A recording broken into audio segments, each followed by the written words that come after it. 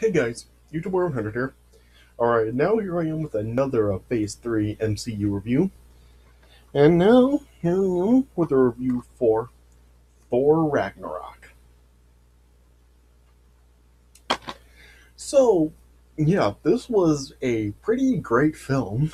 I mean, yeah, I really did enjoy this film a lot. I mean, yeah, I remember seeing this movie in theaters, and I really did love it. And now, like rewatching it again, still do love it. I mean, this was just like a really great film, and I really did love it. Yeah, so yeah, this was a pretty different take on a Thor film than the other two films were. I mean, yeah, this film like really had like a totally different story than like the other two Thor films did. But it actually did turn out for the better because yeah, this shows that you can have a different take on a, a different like take on a story in a film series, and it can actually like work out for the better because yeah, I would definitely say this is easily the best Thor film of the three. Yes, just like yeah, this just really did work out for the best. Yeah, because yeah, the story in this film was just like so great, and yeah, it just really did like make this like a much better Thor movie than the other two were. Not to say that the other two films really weren't necessarily bad. I mean, yeah, if you've seen my reviews for the other two movies, you know that I do like them well enough, but yeah, just like something about them just like prevented them from being great. I mean, this, they did like just kind of like the story is just like they just had their share of flaws in them that I just really just found them as just like a good enjoyable movies, but not really like great or anything. But this one definitely is great. Yeah, I mean, yeah, the story for this film is just like so freaking awesome, and yeah, it just has like a bunch of really awesome scenes in it, and yeah, just like yeah, this film just is just awesome. Yeah, so yeah, you still like have just still the like the main Thor cast in this film still returning. Yeah, you still have of course Chris Hemsworth as Thor and Tom Hiddleston as Loki, and you also do have Anthony Hopkins as Odin. Though yeah, he has a very brief role in this film. Like of course in this film, Odin ends up dying, so he doesn't really have that big of a role in this one. Um, yeah, as well as Idris Elba as Heimdall, he's still in it. Yeah, yeah. And in this, you also do have a Mark Ruffalo back well, in this film, yeah, he's in this film back as a Bruce Banner and the Hulk. Yeah, and yeah, I really do like the Hulk in this movie. I mean, yeah, he really is like really good in this film. Yeah, this film actually does kind of like start up a bit of a start up the story arc of the Hulk that like carried over to Infinity War and will like be concluded in Endgame. So yeah, it's interesting that they did like give the Hulk like a new character arc, and while it's not really like any other Hulk films. Yeah, and because yeah, in this film, Hulk actually does talk. Like, yeah, he actually like has like is able to actually like really talk a lot in this film. Like, it's shown that he does talk to Thor, or when they're like stuck on Sakar. Yeah, yeah. I mean, yeah, we have heard like Hulk like say some words like back in the first Avengers when he like did slam Loki around. He said "puny god." And, yeah, he's like said like some small words like that, but yeah, we never really like see him really like talking full. I've heard him talk in full sentences or anything, and in this film he does. So yeah, it's interesting that they did give Hulk the um like have like started up a character arc with him that would carry over for like a couple more films. So yeah, I do like that they do that. Yeah. And yeah, in this film, like the villain is actually Thor's older sister, or Hela. Yeah, and yeah, she was like has like kind of an interesting backstory as well. And what she's trying to do in this film, it's basically kind of the same thing that Loki was trying to do in the first film. Basically, just become ruler of Asgard herself, and especially like after Odin dies, and since she's like was the firstborn of Odin, she thinks that she's the rightful heir to the throne, and yeah, she pretty much tries to take control of Asgard in this film. So yeah, and of course, like in this film, there's obviously like no Natalie Portman and no Kat Dennings. Yeah, not like Thor's acquaintances in the first film, or yeah, in the first two films, really, because yeah, they were in both the first film and Thor: The Dark World. So yeah, Jane and Darcy are not in this film, and found that to kind of be a little unfortunate. Not necessarily because I like them. I mean, they were like pretty useless characters, especially Darcy. Yeah, and it's just like the connection between Jane and Thor didn't really go anywhere. So I guess that's probably one of the reasons why they scrapped Jane from this movie. But I just found it to be kind of like kind of unfortunate because I mean, just we had like those films, and just like especially like with how Thor: The Dark World didn't look like like a connection would have continued, especially with a Thor coming back down to Earth like in that mid credit scene and like coming back and kissing Jane. So it looked like might have actually gotten some more of that, but yeah, they you decide not to continue it, and it looks like Natalie Portman will not be coming back in any more Marvel movies. So yeah, so it's not really a problem. It's just something that I just found to be unfortunate since like Jane really didn't get a proper send off, and it's like she's just scrapped now. So yeah, I found that to be kind of unfortunate. But yeah, it's not really a big problem though because like I said, with this was a different take on the fourth film, and it really did turn out for the better because yeah, this film just like turned out being really awesome and the best of the Thor films. Definitely, yeah. If I did have like another gripe with the film, not necessarily saying that this is a problem with it, but it's just something that I wasn't really a big fan of. It's that, of course, like throughout this film, they were just like totally like changing Thor's appearance in this film. Like, of course, like in this film, Thor loses his hammer after it's destroyed by Hela, and of course, like Thor also has his hair cut in this movie, and of course, like toward the end of it, Thor loses an eye. So yeah, I just really didn't was not a big fan of them like just altering Thor's appearance so much in this film, like doing all those three things, like him losing his hammer and having his hair cut and losing an eye. I mean, yeah, it just like yeah, I just really didn't like that. But thankfully, at least like the eye issue was uh, undone in Infinity War because of what they did there. So yeah, at least that was taken care of. But still, he lost his hammer and had his haircut, and he did like end up losing an eye in this film anyway. So yeah, I just really was not a fan of Thor like just being so altered like that in appearance. But yeah, it really was not like a big deal, not like an issue with the film, just like something that I wasn't a big fan of. But yeah, this was still like a really great film. I would give this film probably, well, yeah, I would give it 3.75 stars out of 4. I mean, yeah, it is definitely like a really great film. And yeah, I was talking about before how yeah, the cast in this film, how we do have like quite well, yeah, several returning actors for this film, but we do also have like some new cast members in this film as well. Because while we do have the cast of like Chris Hemsworth and Tom Hiddleston and Idris Elba and Anthony Hopkins and Mark Ruffalo and people, yeah, we also do have like uh, Kate Blanchett as Hela, and we do have Tessa Thompson and Jeff Goldblum, and Carl Urban. So yeah, we do So yeah, I guess you can like say in a sense that this film does have like a larger cast than the other films did. So yeah, so yeah, and the cast is all like pretty good in this film, and yeah, with a great story and some great action scenes and just yeah, great characters all around. I would definitely say that this is like a great film. All right, so yeah, let me just get right into it. All right, so the film opens up of like it's set around like 2 years after the events of Age of Ultron. Yeah, and it's shown that uh, Thor has been imprisoned by the fire demon Suture, or Surtur, yeah, however that's pronounced. And he tells Thor that like Odin is no longer on Asgard, and that the realm will soon be destroyed, like during the prophesized Ragnarok.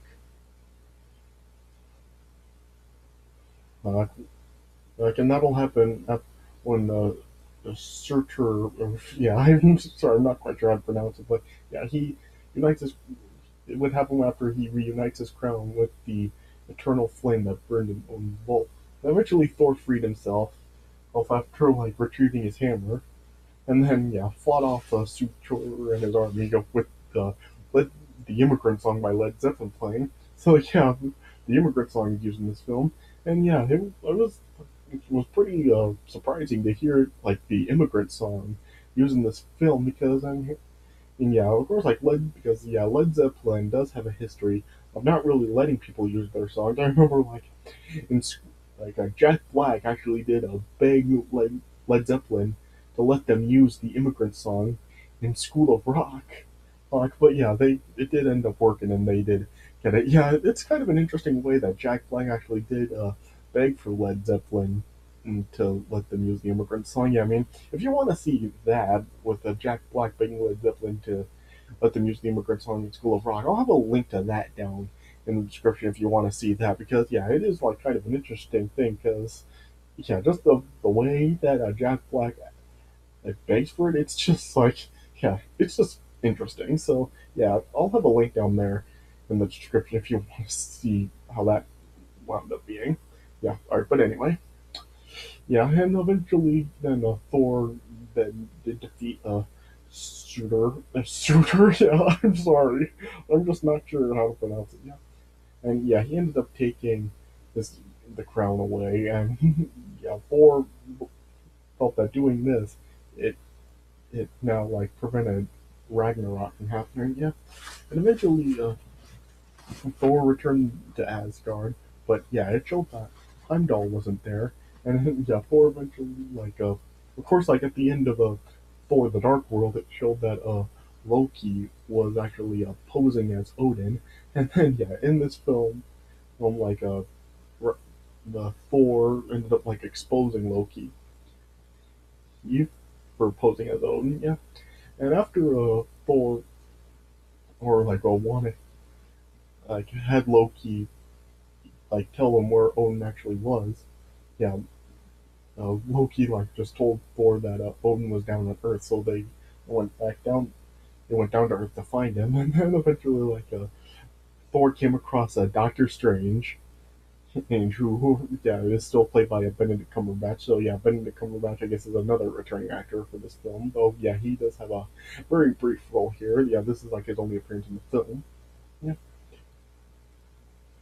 yeah, he's yeah. We did have like that scene that was like in the mid credit scene of Doctor Strange. Yeah, and then yeah, eventually like Doctor Strange just told Thor that Odin is in Norway, and then yeah, he sent Thor and Loki off to find Odin, and then they eventually did. But then Odin was just telling Thor and Loki that he is dying, and Ragnarok is still imminent. And he also like says that when he dies, it'll allow Koa, which was his firstborn child, to escape from a prison that uh, Odin had actually locked her in long ago. And yeah, it's revealed that Hela was actually a leader of uh, armies of Asgard who were conquering the Nine Realms with him. But yeah, eventually, Hela was just like coming across as just becoming just too dangerous, just and powerful. So then, yeah, Odin just like wrote her out of history and imprisoned her. Oh yeah, but then then Odin then eventually ended up dying, and then eventually then Hela then appeared, and she was of course like trying to get Thor and Loki to kneel down to her, but they refused. And Thor then like tried to throw his hammer at Hela, but Hela just like caught the hammer right in her hand and just shattered it. So yeah, Thor's hammer ended up being destroyed. The first of his alter in this film. Yeah, yeah. And then yeah, as Thor and Loki attempted to flee back to Asgard through the Bifrost Bridge, his Hela pursued them and then just transported him like off course. Yeah, and then she eventually like ended up arriving at Asgard and started to take control. And then Thor just ended up crash landing on a planet Sakar, which was just like a full garbage planet that was surrounded by wormholes. Well, yeah, and yeah, Thor was or they're just surrounded by some of the residents of Sakar, and he tried to fight them off, but eventually, like the slave trader who was like known as a Scrapper 142, ended up like zapping Thor and subduing him with the use of a small disc that she implanted on his neck. Mhm. And then, yeah, and then she just ended up just selling Thor to Sakar's ruler, the Grandmaster, who was played by Jeff Goldblum. And then, yeah, like you just say, this scrap, like this Scrapper 142 was played by Tessa Thompson. So yeah, and yeah, Thor was sold as a gladiator. And yeah, Thor tried to explain to the Grandmaster that he is like the god of thunder and he's from Asgard, but yeah, it was just like the Grandmaster like wasn't listening. And it showed also that Loki apparently had befriended the Grandmaster, yeah. And eventually, like over time, uh, Thor then like realized that the the 142 was actually a Valkyrie, who and it turns out like the Valkyries were like a legendary, or well, they were an army of female warriors that were killed well eons ago after a fight against Hela. Yeah, and Thor like tries to pursue uh, Valkyrie, Valkyrie to help them back to Asgard, but yeah, she just like wasn't listening. Like since like she's not on Asgard, she really doesn't have to abide by the Valkyrie laws. Yeah, yeah, and the Grandmaster just told of Thor that if he wants to go back to Asgard, or he has to defeat the gladiator champion. And so yeah, Thor was then like placed in a match against the champion, and yeah, as Thor was like awaiting his matchup, he then like met some like aliens that were also gladiators, Korg and Meek. Yeah. And then as Thor was being prepared for combat, and like he was locked up to a chair there for his hair to be cut, and the barber was played by Stan Lee. So yeah, this is Stan Lee's cameo in this film. Yeah, yeah, and then yeah, Thor then like arrived in the gladiator fighting arena, with his haircut and all, and yeah, it turned out the champion was actually Hulk. So yeah, and it was eventually like revealed that he's actually like been the Hulk since the events of Age of Ultron. So yeah, for 2 years he's been in Hulk form. Yeah, yeah, and at first like Thor was like happy that he was fighting against Hulk since like as Thor said, he's a friend from work. And so yeah, Thor just thought that like it wasn't going to be a very intensive fight, and yeah, Thor was just like being very gentle at first, of course, like not wanting to hurt his friend. But then once like Hulk was just like being just fighting with Thor, then eventually just Thor then knew he had to fight. So then yeah, Thor then like fought against Hulk, and as Thor was like getting the upper hand after summoning lightning. Like the Grandmaster just ended up like sabotaging the fight and just zapping Thor would like just caused him to lose the fight. Yeah, and afterwards, like Thor was like trying to also talk to Hulk as well as Valkyrie about uh, saving Asgard, but neither one of them um, were willing to do it. And like Thor tried to persuade Hulk to do it, saying that if he is able to help Thor back to Asgard, he'll help Hulk get back to Earth.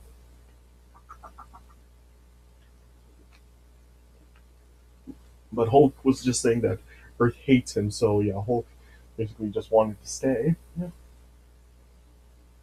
yeah. And then eventually, like over after like just failing to convince Hulk and a Valkyrie, Thor then just decided to go on his own. So then, the Hulk also told Thor that the way Hulk actually got to Sakaar was by a Quinjet. So then, yeah, Thor then and like raced to the Quinjet to try to get out of there. And Hulk followed him, but then after a recording from Black Widow, it then like caused a Hulk then just turn back into Bruce Banner. Yeah, so yeah, and of course like yeah, I've already said before how pointless the Hulk Black Widow like romantic relationship is. I mean, what's the point of it? I mean, it should have been Captain America and Black Widow having the romantic connection because I mean, with all they've been through together, I mean, with like what happened with them in the Avengers, the first one, as well as like Winter Soldier and all that. I mean, don't you think that it made more sense for Captain America and Black Widow to fall in love with each other? I mean, why is it Hulk? Yeah, but yeah. Anyway, let me not get too off topic here. And once like he like Hulk changed back into Bruce, like Bruce was just like Thor was telling Bruce where he was, and just like with Bruce like not like just being in a place that was just like an alien world basically, it just like totally stressed him out, and he was just afraid of becoming Hulk again. And Bruce was actually like telling Thor that if he actually does turn back into the Hulk, he may not ever be able to actually change back into Bruce. So, so yeah, yeah, but yeah, Thor was just like trying to assure Bruce that he would not become Hulk anymore on the planet. Yeah. But then, yeah, once the Grandmaster like found out that like Thor and Hulk apparently were missing and basically trying to escape, then he like ordered Valkyrie and Thor to find them. But eventually, like they like like came came to blows, and just after Loki had Valkyrie like just relive the deaths of like her fellow Valkyrie at the hands of Hela. Uh, well, then they agreed to help Thor. Yeah, and yeah. Meanwhile, like as I was saying before, like getting back to Hela, yeah, she was just like taking control of Asgard, like yeah, she like was basically just telling all the gods on Asgard that just like she's now the ruler of Asgard, and yeah, she just showed like how powerful she really was. Like she defeated the entire army and killed all the warriors, and then she eventually also like resurrected her like her old ancient army, as well as like her giant wolf Fenrir. Is that how it's said? Fenrir, something like that. Yeah. Yeah. Yeah. And she also like wanted to use the Bifrost bridge to expand like the Empire of Asgard, but eventually like Heimdall ended up sneaking in and taking the sword that controlled the bridge and was just starting to hide the other Asgardians, yeah. And then yeah, as a then Valkyrie was like holding a Loki captive after she decided to help Thor. Or yeah, but then yeah, Loki eventually then just like told Thor, Valkyrie, and Bruce that he actually, well, he gave them like means to steal one of the Grandmaster's ships that he knows how to control. Apparently, yeah. And then eventually they then uh, liberated with the other gladiator, hers, hers, hers, yeah. And then like from at one point, then eventually like Loki like was attempting to try to betray Thor again, but eventually like Thor like well Thor was actually anticipating the betrayal since Loki does it all the time. And yeah, and then yeah, he then just ended up like countering Loki and just left him behind, and eventually then Thor, Bruce, and Valkyrie he ended up escaping on the ship uh, to Asgard through the wormhole. Well, and then it showed like Heim, uh, Heimdall and the other Asgardians and were like under attack by Hela's forces that were like trying to get the sword back. Yeah. And then yeah, Thor then eventually like went after Hela, of course, and yeah, they like they like were just battling and then fighting with each other. Yeah, Yeah, and then like as a fairy who was like charging after the remaining Asgardians.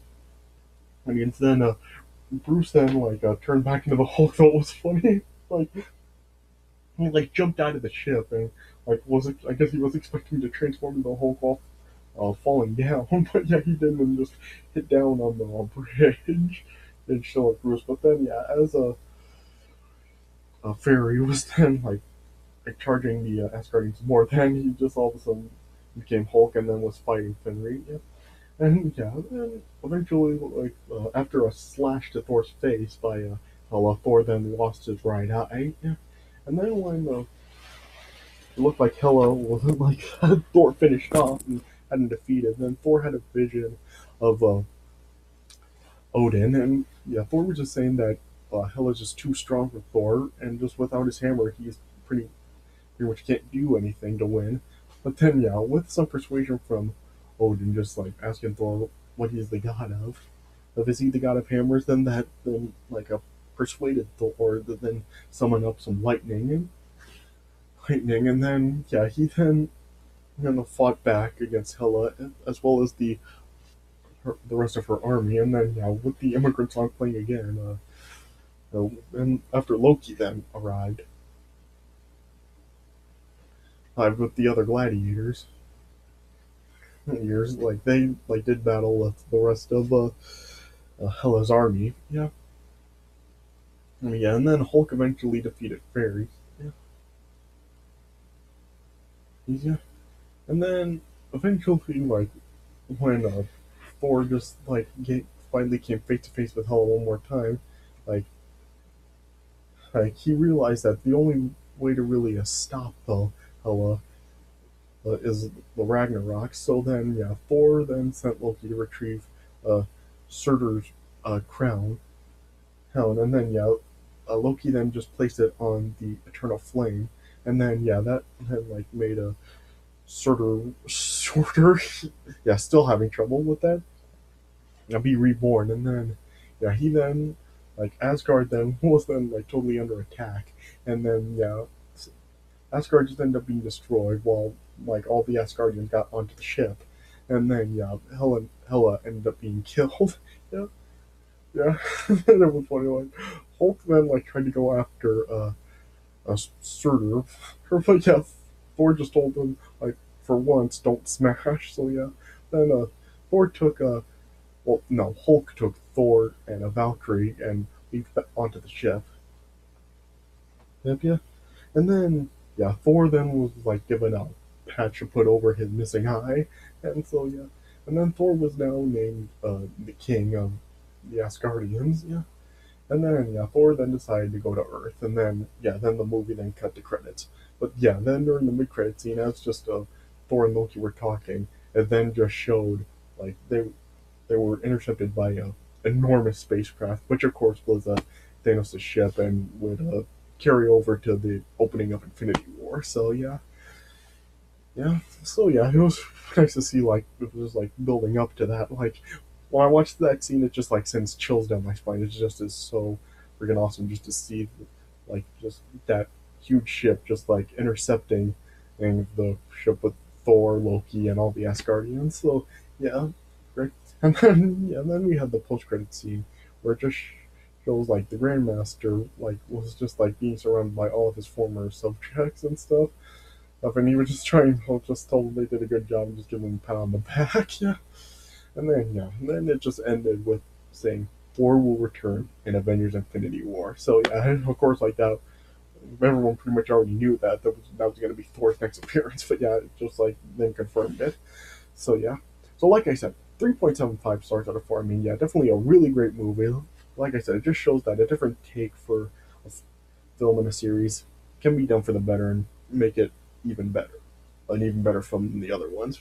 Once again, because yeah, this is definitely the best Thor from the three. So yeah, if you haven't seen it, check it out. Definitely a really great film and worth a watch. All right, so yeah, I guess that's all I can really say about it. So yeah, so this is it for my review of Thor Ragnarok. I hope you guys enjoyed this review. So thanks for watching, and I'll see you guys later.